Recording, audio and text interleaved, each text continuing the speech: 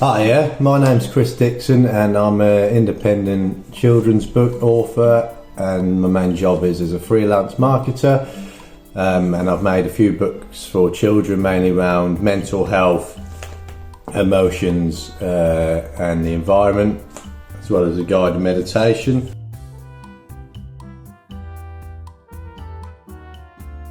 So my latest book is called That's Calm, so it's currently available in digital format.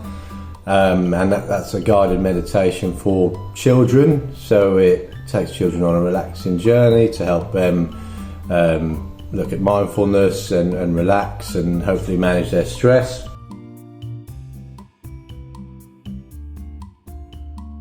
So my original book, That's Okay, was all about identifying emotions and kind of destigmatizing how we feel, whether that's perceived as a negative emotion like anger or sadness, and it provided a practical guide for children on how they identify those emotions and hopefully be able to speak about them without feeling shame. But what that book doesn't have is a way for managing stress and emotions, so this is where That's Calm came in. So hopefully parents and those who work with children can combine the two, where a child can identify how they're feeling, and if they're feeling a bit stressed or anxious, then they can use the guided meditation, and then they can find a bit of peace and quiet for a few minutes, and hopefully that will be the catalyst to manage some anxieties, and in adult life later down the line be more resilient to the stresses we face in daily life.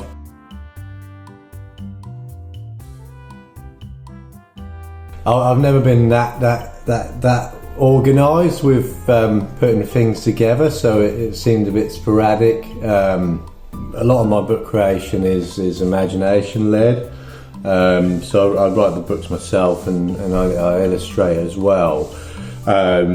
So that saves a lot of time on having to outsource illustrators, and that also means that whatever's in my head I can put straight onto paper. So in terms of research, I didn't do a lot prior to it, but ongoing I look into kind of best practices on what language to use and how to simplify that best for children, and it all depends on the topic of the book, whether I take a look online at further details to back the book up itself. So I mean, one example is the book before I did this, That's Calm, which is the That's Alright, which is emotions and mental health for teenagers and adults.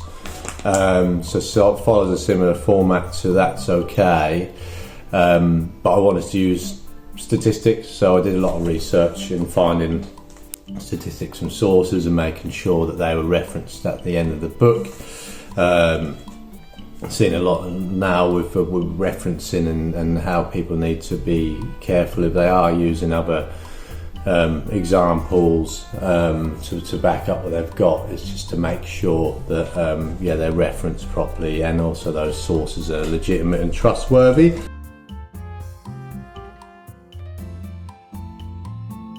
I just love being creative. Like I mean, in my day job, there's a lot of kind of data and looking at analytics for clients to determine marketing strategies, and although I do enjoy that, it's a different practice, and I've always been a creative. So from when I was a child, I was always drawing pictures of Sonic the Hedgehog. I was terrible at colouring in, so my mum would help with that, and thankfully we've got digital art now, so how I work is I fill in the gaps using Adobe Illustrator, so I don't have to ask my mum to colour in, but you know, she's always welcome to help with that. But yeah, I have a very kind of creative and out there imagination, and I'm a bit of an overthinker, and I think harnessing that racing mind into something that can help people really, and realising what's in my head and seeing that come into play on the page and coming to life, and just the more I create, the kind of more therapeutic I find it, and I can get really lost in that process. So it is a bit of meditation for me, which is good for my mental health. So there's so many benefits for me as an individual when it comes to being creative, and I just hope those benefits empower me to make more that have a ripple effect and help others, and people who are looking to become authors or illustrators themselves, kind of find meaning in that process and create more and more of things what they love. But I also like the freedom you get with the creativity, the lack of limits. Like, you can put pretty much anything you think of on that page, and the fact that people are appreciating what I'm creating makes it even more special.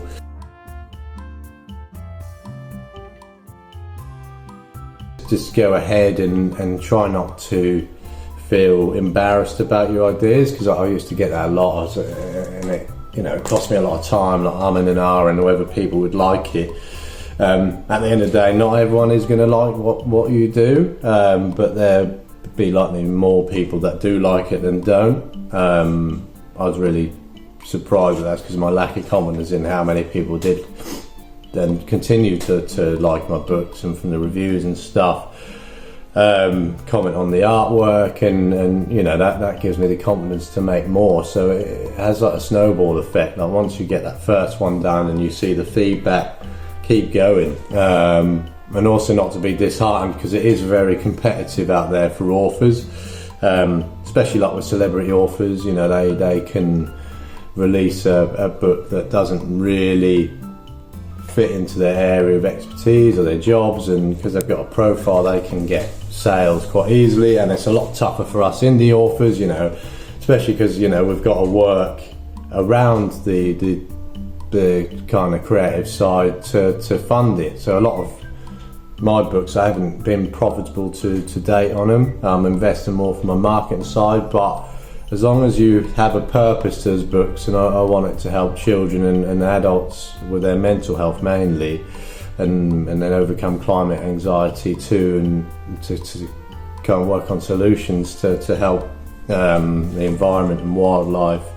So that keeps me going with it. There are hard moments as well when you think, this isn't going to be as good as you think.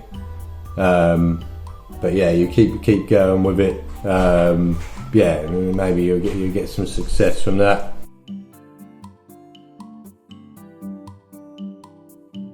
So you can buy the book at that'sokay.co.uk. So that's OKAY. So that'sokay.co.uk.